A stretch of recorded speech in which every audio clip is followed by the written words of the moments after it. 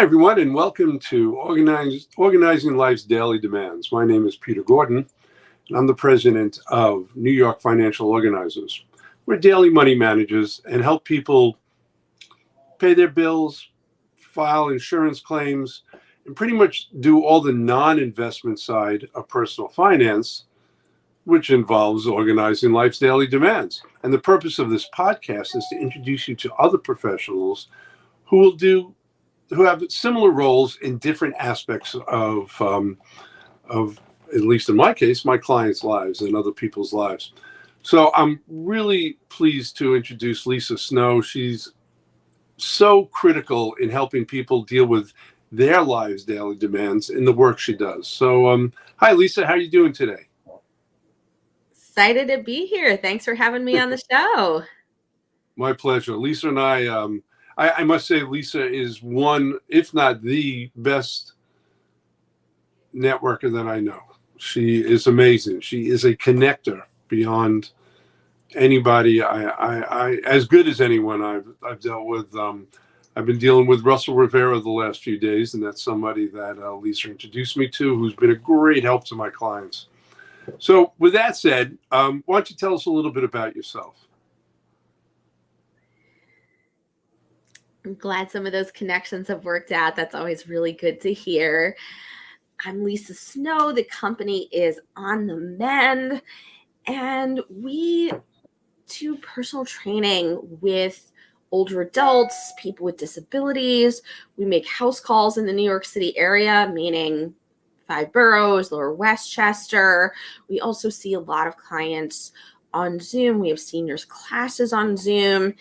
And it's really just about getting older adults healthier, happier, stronger, moving more, having more energy, things like that. Got it. So tell me, falls are really critical with seniors and preventing them. And actually, I myself suffer from spinal stenosis and understand the critical need to stay away from falls. So, how does fitness help the older adults that you work with fall prevention?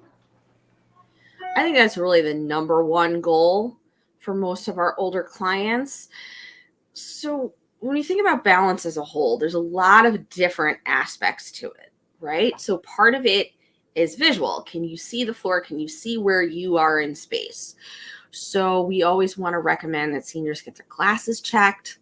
Some of them have a pair of glasses that they absolutely love from 10 years ago that aren't the right prescription anymore. That's great. I love you go into glasses. I mean, you're about fitness, but you talk about glasses, and which is critical. Yeah. So, there's so many aspects beyond fitness, right? We always want to look at, sometimes people have 2 or 5 or 10, 15 different doctors. So we always want to encourage people to take their whole giant list of prescriptions back to their primary care, but honestly, take it all to your pharmacist, right? It's the only free healthcare you're ever going to get. And just have them double check, like, are some of these things duplicates, like different brands? Sometimes those duplicate medications can be a contributor to balance. But in terms of fitness and what we do, fitness is so important for fall prevention because fitness is a skill.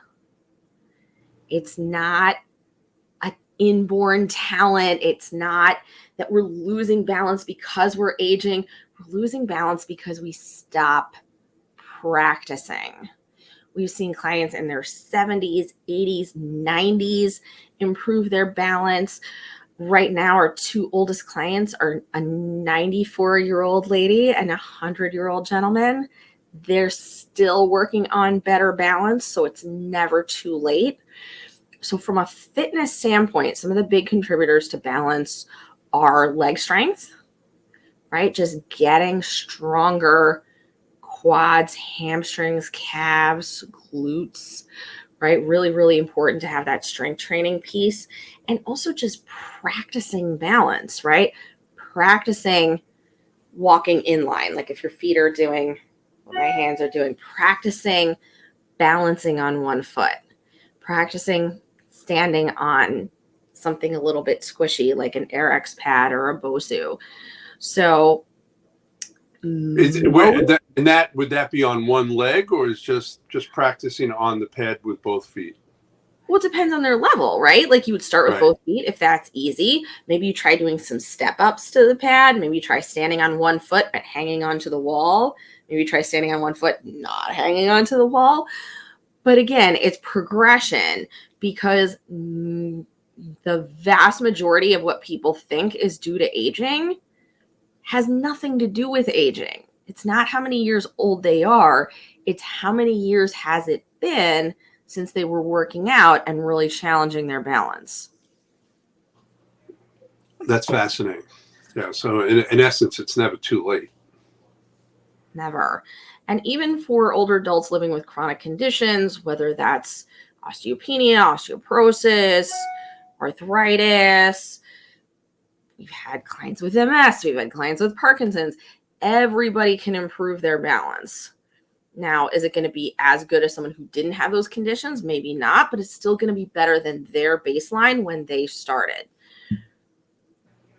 That's great. Now, you work with people in person. Why don't you tell us a little bit about how that works? Yeah. So I have a team. It's not just me.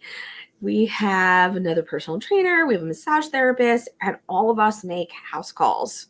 So that means we can go visit seniors that are living alone, seniors that are living with home health aides, folks in independent living, assisted living, and we literally get on the subway and show up and ring their doorbell. So if they are in an assisted living or they're in an apartment complex that has a gym in the building, we'll typically see people there, but they don't need any of that. If we're going to their home, we get them any equipment that they need to do the sessions. We don't sell them equipment. It's just included in the cost of their sessions. And people can do more than they think, right? You look at most older adults that go to a gym by themselves, they're going to grab those 1 pound dumbbells, 2 pound dumbbells. You would be amazed that with a year or two of practice, a lot of older adults can work up to 5s, 8s, 10s. We've had people in their 90s work up to 10 or 12 pound dumbbells, not on day one. Of course.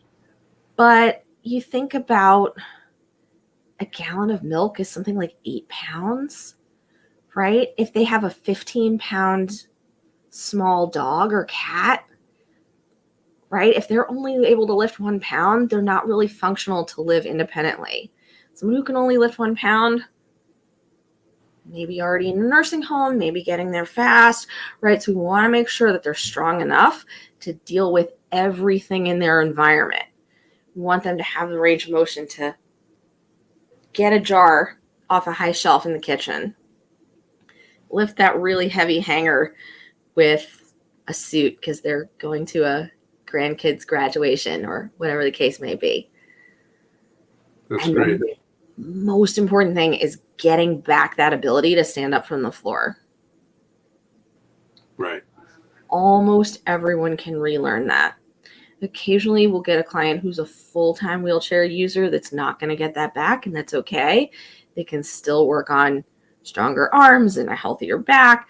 But for almost all of our older adults, with practice, if they relearn to get up from the floor, of course we still want to prevent falls, but if God forbid they do fall, it's so much less scary for them.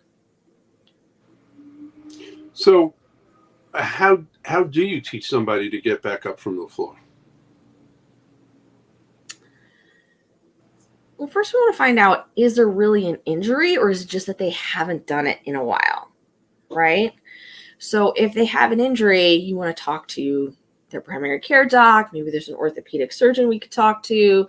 Maybe there's a physical therapist we could talk to, because I find just communication is such a huge challenge in the healthcare system, right?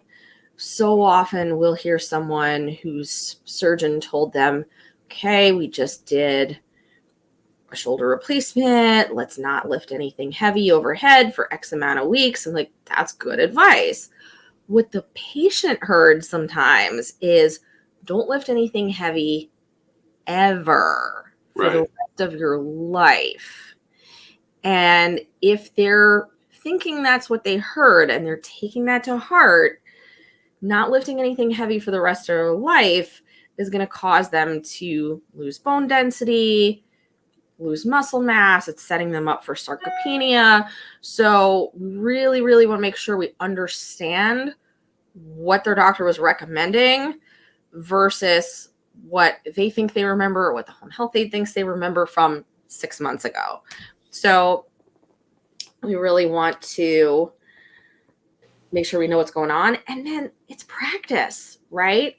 It's a thick enough mat that their knees aren't going to hurt when they get down to the floor. It's, let's see, hey, maybe I can't go from laying down to standing up. Maybe I can go from kneeling to standing up. Maybe you can go from all fours to standing up. And then you just gradually add more and more range. Got it. That makes a lot of sense. We recently came out of COVID and the protocols, and you're known for in-person house calls. How are you able to deliver your sessions and classes on Zoom? It's been awesome to watch seniors adapt to that. I think early in COVID, a lot of us in the elder care world weren't really sure how open seniors would be to doing Zoom.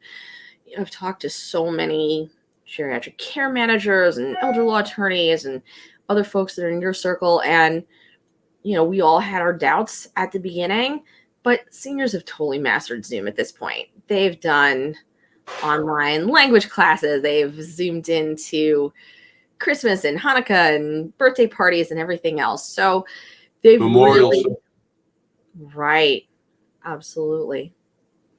So really the biggest impact that I saw COVID having with seniors beyond just the illness itself was the isolation.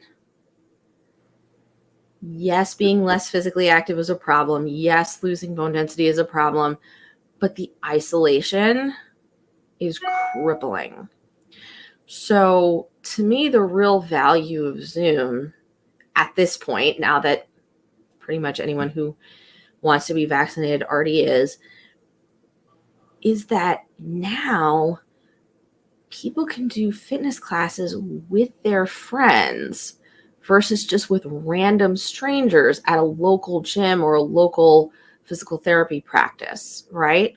So one of the things that we hear all the time with seniors is their friends have moved out of state, right? Maybe their adult kids moved to California. Maybe their other older friends have moved to Florida, but maybe they're still here in New York. So the beautiful thing about Zoom is if they were doing in person, it would literally be me or somebody on my staff getting on the Metro North or getting on the subway and physically going to their house. And it's just them. And that's going to be a great session. But if we're on Zoom, you could have one friend in Manhattan, one friend in Stamford, one friend in Long Island, and two friends in Florida in the same small group class. That's great. And now it's not just we're doing bicep curls and we're doing TheraBands. It's now they're talking about the movies that they're watching on Netflix and the books that they're reading on book club. Some of our older adults that come to our classes genuinely want to work out and truly are motivated. And we also have older adults that don't really care about working out, but they want to see their friends. And unfortunately for them, we also make them exercise. That's really great. That's great. I never thought of that. And speaking of exercises, we've talked about how stretching and yoga are essential for seniors. Can you tell me why that's the case? A lot of the flexibility that we lose as we get older is not from aging, it's from sitting. So when we look at the blue zones and we look at cultures where people are routinely living into their late 80s, 90s, 100s, many of those cultures have features in the environment that force people to be active, right? There are hills that people have to climb. If you have a treadmill in your house, you could let it collect dust. You could let it become a coat rack. If you've got a giant hill in front of your yard, you have to go up the hill to go to the grocery store or go to church or go to the synagogue or whatever the case may be. So that's one aspect. We look at, parts of Asia where a traditional part of the culture is sitting on the floor to eat, right? Think about the incredible hip mobility that people have because they have to stand up from the floor every single day. So in the Western world, we spend a lot of time staring at screens, right? That's all of us, young, old, everything in between. And a lot of time sitting in chairs and not a lot of time doing overhead activities as adults that we did as kids. So as a kid, think about it. You're reaching overhead to dunk a basket. You're reaching overhead to swim laps. You're reaching overhead to dance, right? And as adults, everything is shoulder height and below. Wow. Keyboards, ink pens and notepads, paper newspapers. Again, a lot of our folks in their 70s, 80s, they still get the New York Times and they're not reading it on an iPad. They're physically turning the newspaper pages. So everything is below us, right? So we need to stretch to get back that flexibility to reach overhead, that flexibility to get down on the floor to pick up a grandchild or pick up a cat. And it's literally, if you don't use it, you lose it. When I hear stretch, I think of my legs. I don't think of my arms. And my shoulders are stiff. So I think that's fantastic. Really, really great advice. And I swim, but I don't do the crawl. And it could be one of the reasons. And I'm going to focus on that this year. Well, first of all, it's awesome that you're swimming, right? Yeah. Imagine if everybody in the city was swimming or walking or jogging or riding a bike, or maybe it's an older person with a balance issue. Maybe it's a tricycle instead of a bike. But if everyone were doing that kind of activity, right, we wouldn't have the health crisis that we have now. So give yourself a round of applause for that. But yeah, I think people visualize stretching as lower body because for a lot of us when we were younger, we were doing a lot of walking or jogging or running. And what do you want to do to warm up or cool down from a run, right? You want to stretch those calves and front thighs and things like that. So we forget that as we get older, got to keep those shoulders going as well. I know for seniors, bone density is critical. What kind of exercise is good to help other older adults with maintaining bone density? So important to have weight-bearing exercise. And how we communicate that with our older clients is super important because weight-bearing exercise can mean lifting weights, but it can also mean TheraBands. It can also mean a tree pose in yoga where you're standing on one foot. Wow. Right? So when we talk to some of our older gentlemen and we talk to them about weight-bearing exercise, they're like, yes, let's bring back the glory days, right? That could be really motivating.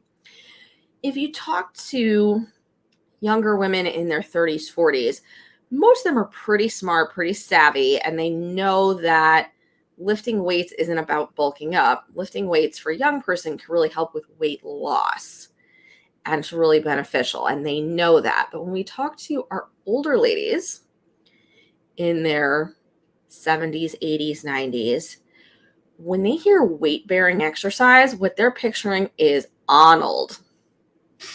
And that's not what we're talking about.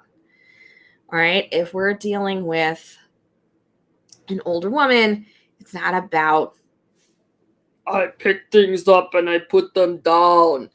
It's using weights to help them maintain bone density, right? So it's things like chair squats, sitting and standing from a chair.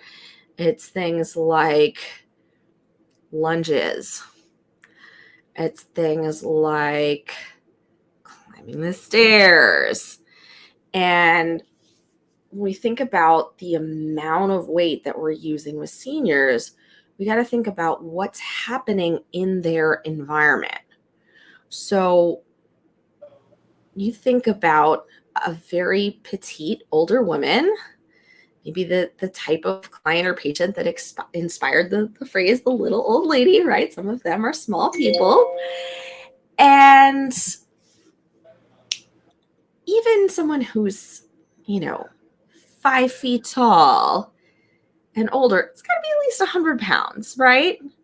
So when we think of an older person who might be a little bit frail, we think, oh, we're going to give them those 5-pound dumbbells. And maybe that's where we start.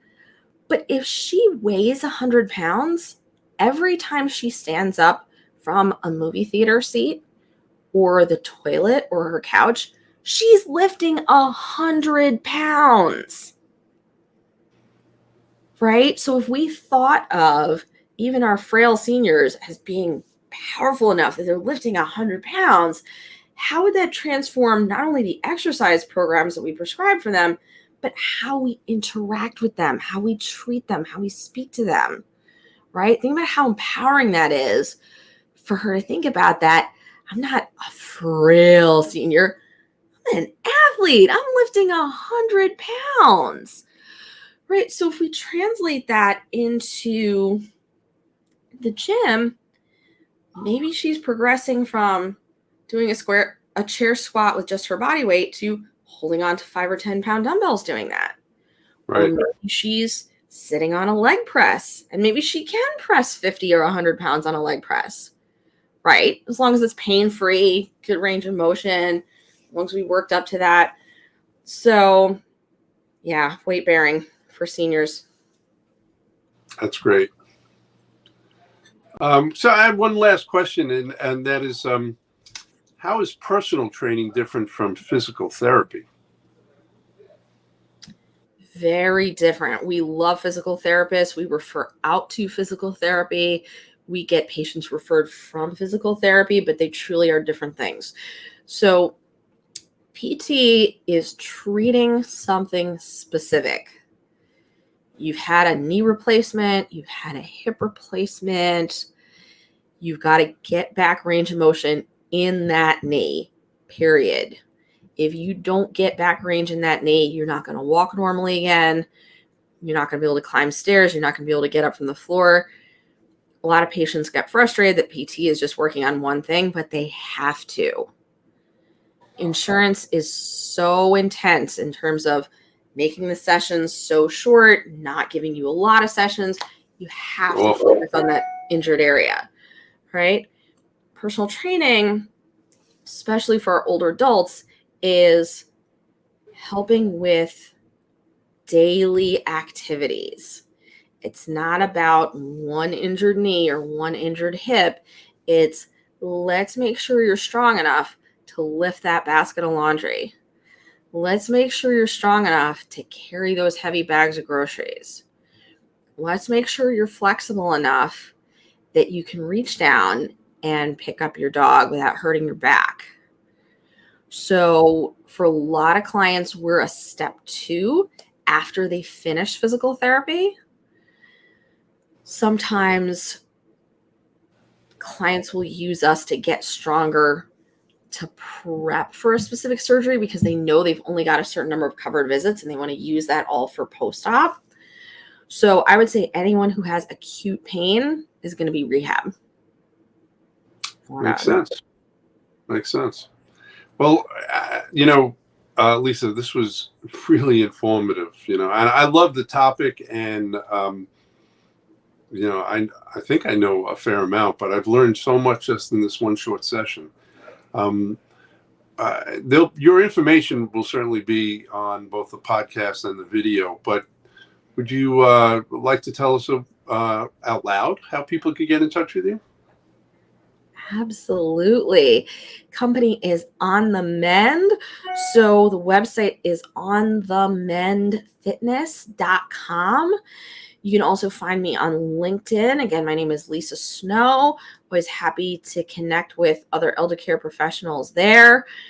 And I love what you're building here because, especially for adult kids of seniors, it can be so overwhelming to find those resources because there's no one thing.